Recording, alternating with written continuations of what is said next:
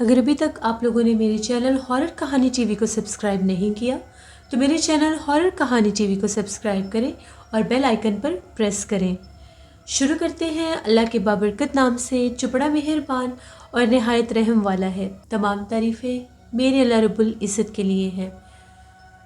Horror کہانی T V کے معزز ناظرین کو میری طرف سے السلام علیکم۔ کسی انسان پر کیا بیتے گی اگر اس کو یہ پتا ہو کہ جس انسان کے ساتھ بیٹھ کر وہ باتیں کر رہا ہے اس انسان کے اوپر جنات کا بسیرا ہے۔ جی ہاں، ایسی ہی خوفناک کہانی میں سے شیئر کر رہے ہیں ملک احمد۔ احمد کہتے ہیں کہ آج آپ کے ساتھ میں اپنی کزن کی کہانی شیئر کرنا چاہتا ہوں۔ ان کا اور ہمارا گھر ساتھ ساتھ ہی تھا، یہ کہہ لیں کہ ہم دیوار گھر تھا۔ تو میری وہ جو کزن تھیں وہ پوزیس تھیں، ان کے اوپر ایک جن کا بسیرا ہو چکا تھا۔ میں اس وقت بہت چھوٹا ہوتا تھا تو اکثر میں اپنی کزن کے پاس جا کر بیٹھا کرتا تھا اور میں ان سے باقاعدہ پوچھا کرتا تھا کہ آپ کے اوپر کیا کسی مخلوق کی حاضری ہوتی ہے، کیا آپ کے اوپر کسی جن کا بسیرا ہے؟ تو وہ یہ بتاتی تھی ہاں۔ میری کزن جو کہ ایک شادی کے فنکشن میں گئی تھیں، گاؤں کا علاقہ تھا، واپسی ذرا رات دیر سے ہوئی، 1 بج گیا واپس آتے آتے، تو وہ لوگ پیدل ہی گزر رہے تھے۔ تو جہاں سے وہ لوگ گزر رہے تھے وہاں پر بالکل ویرانوں میں ایک مسجد تھی۔ اس مسجد کی ریئل تصویر بھی آپ لوگ دیکھ سکتے ہیں، جو درختوں اور جھاڑیوں میں گھری ہوئی تھی۔ یہ لوگ جیسے اس کے قریب سے گزرے، میری کزن بنی سوری تیار ہوئی ہوئی تھی، پرفیوم لگایا ہوا تھا، بال کھولے ہوئے تھے۔ تو جب گھر واپس آئیں اس وقت تو کچھ نہیں ہوا، لیکن اس کے کچھ دن کے بعد ان کی طبیعت بگڑنے لگ گئی، ان کو دورے کی کنڈیشن پڑنے لگ گئی۔ بہت علاج کروایا، 1 سال تک علاج کرواتے رہے، لیکن کوئی افاقہ نہیں ہوا۔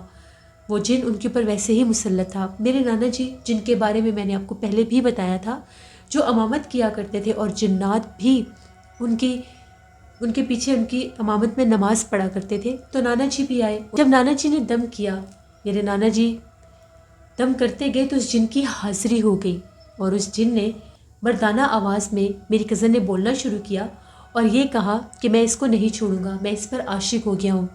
جس رات یہ اس مسجد کے پاس سے گزر رہی تھی میں وہاں پر موجود تھا، میں ایک مسلمان جن ہوں، میں اسے نہیں چھوڑوں گا، تب تک نہیں چھوڑوں گا۔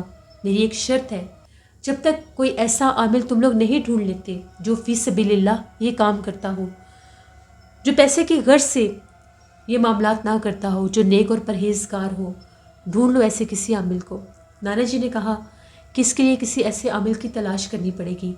اچ شریف جو شہر ہے، جو کہ 1.5 لاکھ اولیاء کرام جہاں پر گزرے ہیں، وہاں پر یہ لے کر گئے میری کزن کو۔ وہاں پر ایک دربار تھا حضرت جلال الدین کا، وہاں پر ان لوگوں کو ایک بزرگ ملے، تو وہاں پر ان بزرگ کے پاس جب لے جایا گیا، انہوں نے جب پڑھائی کی تو جن کی حاضری ہوگی، ان بزرگ نے کہا کہ اس بچی کو چھوڑ دو، اس کو کیوں تنگ کر رہے ہو، کیوں اس کے پیچھے لگے ہوئے ہو، اس کی جان بخش دو۔ تو اس نے یہ کہا کہ ٹھیک ہے میں چلا جاؤں گا، میری شرط انہوں نے پوری کی ہے، میں چلا جاؤں گا، لیکن میری بھی ایک شرط ہے، میں سال میں 2 بار اس سے ملنے آیا کروں گا اور مجھے کوئی بھی نہیں روکے گا، میں اسے کوئی نقصان نہیں دوں گا۔ احمد کہتے ہیں اس کے بعد وہ جن سال میں 2 بار میری کزن کے اوپر آتا ہے، ابھی بھی ان کی حالت عجیب ہو جاتی ہے، وہ عجیب و غریب طرح سے بیہیو کرنے لگتی ہیں، ہمیں پتہ لگ جاتا ہے کہ ان کے اوپر اب اس چیز کی حاضری ہوئی ہوئی ہے۔ تو یہ احمد کی ایک سٹوری تھی۔ اسی طرح سے احمد کہتے ہیں میرے سگے چچا نے مجھے یہ واقعہ کل ہی بتایا، آج سے 25-30 سال پرانی بات ہے۔ میرے چچا نے کیری ڈبہ جو گاڑی ہوتی ہے وہ لی، تو وہ اس کو چلایا کرتے تھے۔ تو ایک رات وہ بہاولپور واپس آ رہے تھے اپنے گھر کی طرف، تو راستے میں ایک ہندوؤں کی بستی پڑتی تھی، تو جب وہ وہاں سے گزر رہے تھے، کافی رات کا ٹائم تھا، ان لوگوں نے اشارہ کر کے ان کو مدد کے لیے روکا۔ میرے چاچو رک گئے، تو انہوں نے یہ کہا کہ ہم لوگوں کی بستی میں ایک میت ہے، یعنی کوئی فوت ہو گیا ہے، تو اس کو لے کر جانا ہے ہم لوگوں نے، جہاں پر ان لوگوں کا مرگھٹ تھا، شمشان گھاٹ تھا، وہ وہاں آبادی سے دور تھا، تو آپ ہماری مدد کریں۔ وہ جانتے تھے چاچو کو، چاچو بہت تھکے ہوئے تھے، رات کا ٹائم تھا، انہوں نے کہا کہ میں کہاں اس جھمیلے میں پڑوں اب۔ انہوں نے اپنی جان چھڑوانے کے لیے یہ کہہ دیا کہ میں 200 کرایہ لوں گا۔ 200 کرایہ اس وقت بہت زیادہ مانا جاتا تھا، اس وقت زیادہ سے زیادہ بھی کرایہ ہوتا تھا تو 25 روپے، یا یہ زیادہ مانگ لیتے تو 50 ہو جاتا۔ وہ لوگ مجبور تھے، انہوں نے یہ کہا کہ ہم 250 دے دیں گے، ہماری مدد کرو۔ چاچو نے پھر بھی بڑی ٹالنے کی کوشش کی، وہ نہیں ٹلے۔ خیر چاچو نے کہا کہ ٹھیک ہے تم لوگ لے آؤ، تو وہ لوگ ایک ڈیڈ باڈی کو اٹھا کر لائے، جس کو رسوں کے ساتھ ان لوگوں نے اوپر سے لپیٹا ہوا تھا، باندھا ہوا تھا۔ چاچو کہتے ہیں ہم لوگوں نے سفر شروع کیا، جیسے ہم لوگ اس راستے پر ابھی پڑے ہی تھے تو اس کے راستے میں ایک قبرستان بھی پڑتا تھا۔ عین قبرستان کے درمیان جا کر کیری ڈبہ رک گیا، بند ہو گیا۔ میں نے بڑی کوشش کی، سٹارٹ نہیں ہو رہا تھا۔ اب ایک طرف قبرستان اور ایک طرف نہر تھی، سینٹر میں وہ روڈ تھا۔ کہتے کہ میں اترا، میں نے چیک کیا، کوئی بظاہر گاڑی میں مسئلہ نہیں تھا، لیکن گاڑی سٹارٹ نہیں ہو رہی تھی۔ چاچو سمجھ گئے کہ معاملہ کچھ اور ہی ہے۔ چاچو فوراً سے گئے، کیونکہ وہ جانتے تھے ساری زندگی سے یہ جنات کے معاملات اور یہ چیزیں دیکھتے آ رہے تھے۔ وہ نہر پر گئے، وہاں سے فوراً سے وضو کر کے آئے، ان لوگوں کو کہہ کر کے گاڑی سے باہر مت نکلنا۔ وضو کر کے جیسے نہر سے واپس پلٹے، اونچی آواز میں آیت کرسی پڑھنا شروع کر دی۔ گاڑی میں بیٹھے، گاڑی سٹارٹ کی، گاڑی سٹارٹ ہو گئی۔ تبھی ان کو بہت کرخت ایک مرد کی آواز سنائی دی، جو یہ کہہ رہا تھا کہ تمہاری قسمت اچھی ہے جو تم نے فوراً سچویشن کو سنبھال لیا، اگر وضو نہ کرتے اور آیت کرسی نہ پڑھتے تو تم چاروں کو جان سے مار دیتے۔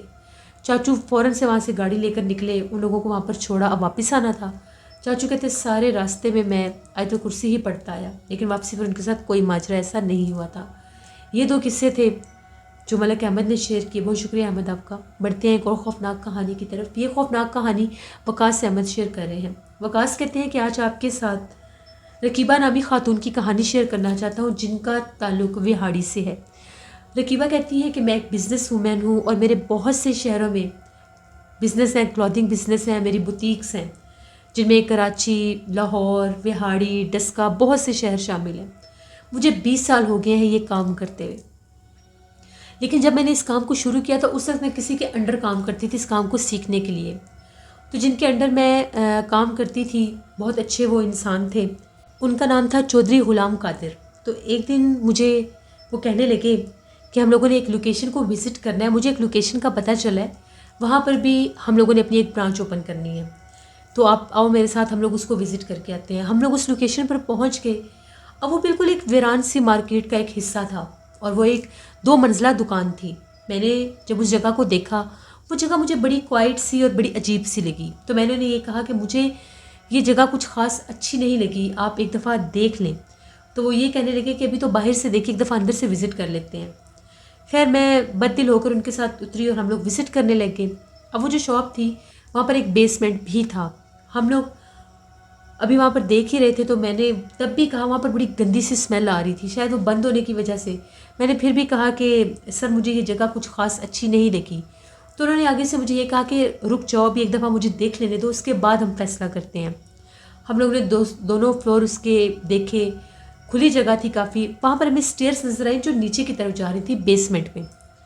تو وہ یہ کہنے لگے کہ تم یہیں رکو، میں ذرا بیسمنٹ بھی دیکھ کر آتا ہوں، یہاں پر بھی شاید اچھی سپیس ہو، تو گودام کے طور پر ایسی جگہیں کام آ جاتی ہیں۔ وہ جیسے ہی نیچے کی طرف گئے، 5 منٹ گزرے ہوں گے، ان کے چیخوں پکار شروع ہو گئے۔ اس سے پہلے میں ان کی طرف بھاگتی، وہ چیخیں مارتے ہوئے میری طرف اوپر بھاگے اور یہ کہنے لگے کہ جلدی یہاں سے نکلو۔ افراتفری مچ گئی، مجھے سمجھ نہیں آیا۔ ہم لوگ جلدی سے گاڑی میں بیٹھے، ان کے ہاتھ پاؤں پھولے ہوئے تھے، بڑی مشکل سے انہوں نے ڈرائیو کی اور گھر پہنچے۔ جب گھر پہنچے تو میں بڑی ڈری تھی کہ یہ امیر لوگ ہیں کہ یہ نہ سمجھ لیں کہ میں نے کچھ کیا ہے، تو انہوں نے اس سچویشن کو خود ہی ہینڈل کیا اور یہ کہا کہ اس سے میری بڑی مدد کی ہے، یہ ساتھ نہ ہوتی تو پتہ نہیں کیا ہو جاتا۔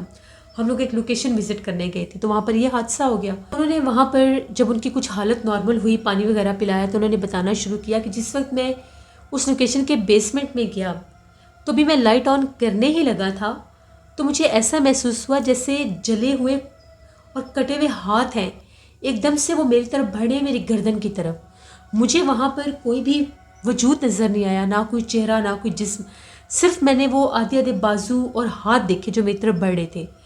میں اتنا خوفزدہ ہوا کہ میں پیچھے گرتا گرتا بچا اور میں سیڑھیوں کی طرف بھاگا تو مجھے بیک سائڈ سے بہت بھیانک کہکا سنائی دیا اور اس نے یہ کہا کہ دوبارہ آئے تو جان سے مار دوں گی۔ یہ لفظ بھی کہتے میں نے سنے۔ میں تو یہ بات سن کر بہت زیادہ ڈر گئی۔ میں نے ان کو کہا کہ میں پہلے ہی آپ کو کہہ رہی تھی کہ مجھے وہ جگہ کچھ خاص نہیں لگی، اس جگہ کو دیکھ کر ہی مجھے خوف محسوس ہو رہا تھا۔ خیر میں وہاں سے واپس آ گئی، کچھ دن ان کی طبیعت خراب رہی، وہ کام پر بھی نہیں آئے۔ پھر 1-1.5 ہفتے کے بعد چودھری غلام قادر کی ڈیتھ ہو گئی، اچانک سے پرسرار طور پر، پتہ نہیں وہ ان جنات کی وجہ سے ہی ہوئی تھی یا جو بھی تھا، ان کی ڈیتھ ہو گئی۔ اس کے بعد ان کے بیٹے وہ بزنس سنبھال ہی نہیں سکے، ان لوگوں نے وہ سارا بزنس سیل کر دیا۔ پھر تب سے اس کے بعد میں نے اپنا الگ سے بزنس سٹارٹ کیا، لیکن یہ جو ایک حادثہ ان بٹوین ہوا تھا اس کو میں کبھی بھی نہیں بھول سکتی۔ یہ ایک سٹوری تھی جو وقاص احمد نے شیئر کی مانچسٹر سے۔ بہت شکریہ وقاص صاحب کا۔ جس سے یہ تھی آج کی ہارر سٹوری۔ میں امید کرتی ہوں آپ لوگوں کو بہت پسند آئی ہوگی۔ آپ لوگ بھی اپنی ہارر سٹوریز شیئر کر سکتے ہیں ڈسکرپشن باکس میں دیے گئے ای میل آئی ڈی دوشیرمیر57@gmail.com پر۔ اس کے علاوہ آپ لوگ مجھے کمنٹ باکس میں بھی سٹوری شیئر کر سکتے ہیں۔ اپنا بہت سا خیال رکھیے گا۔ میرے چینل کو، میری سٹوریز کو اپنے فرینڈس اینڈ فیملی میں ضرور شیئر کیا کریں کہ وہ لوگ بھی میرے چینل کی یہ خوفناک کہانیاں سن سکیں۔ Thank you for listening my stories. Stay blessed. Allah نگہبان۔